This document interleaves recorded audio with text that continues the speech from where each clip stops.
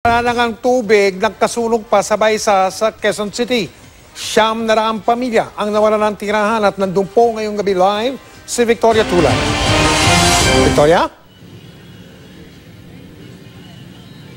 Mike, 300 bahay ang natupok ng sunog dito sa Barangay Baysa, Quezon City. Ang isa sa mga dahilan kung bakit daw nahirapan ang mga bombero sa pag-apula ng apoy ay ang mahinang supply ng tubig dahil sa water service interruption. Sa drone shot na ito, makikita ang paglamon ng apoy sa 300 bahay sa Sitio Paho, Barangay Baysa, Quezon City kaninang tanghali. Dahil gawa sa light materials ang mga bahay, mabilis na kumalat ang apoy. Nabalot ang lugar ng makapal at maitim na usok. Sa cellphone videong ito, makikita pa ang pagputok ng mga kable ng kuryente nang maabot ng apoy. Agad itinaas ang alarma sa Task Force Bravo. 102 truck ng bumbero ang rumesponde. Paniwala ng mga residente, sinadya ang sunog. Ayon sa Bureau of Fire Protection, sa bahay na ito nagmula ang apoy pero inaalam pa nila ang sanhi nito.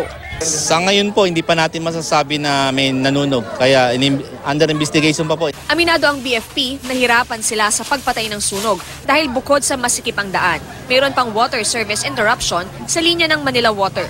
Talaga naka-apekto po kasi humina po yung supply ng tubig. Kaya nga humingi po tayo ng assistance sa ating nawasan na taasan yung pressure. Nagawa naman nila. Nagawa po nila. Bandang 2:00 ng hapon, nagdeklara ng fire out. Tinatayang aabot sa 1.5 million pesos ang halaga ng mga natupok na ari-arian. 900 pamilya ang nawala ng tirahan, kabilang na si Melanie Palo na maswerteng nakaligtas. Natutulog daw siya ng magkasunog at ginising lang ng anak. Nailigtas ko lang po, washing lang po, ilan po. Magamit ang anak ko sa school na sunog po.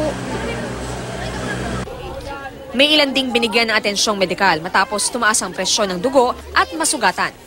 Nasyak ako sa nangyaring pangalawang beses na po kasi ito. Pagbaba, nahulog ako. Mabuti nga hindi ako nakunan eh.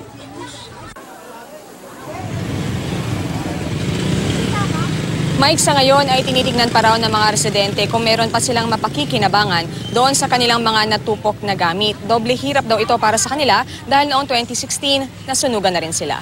Mike? Maraming salamat, Victoria Tulad.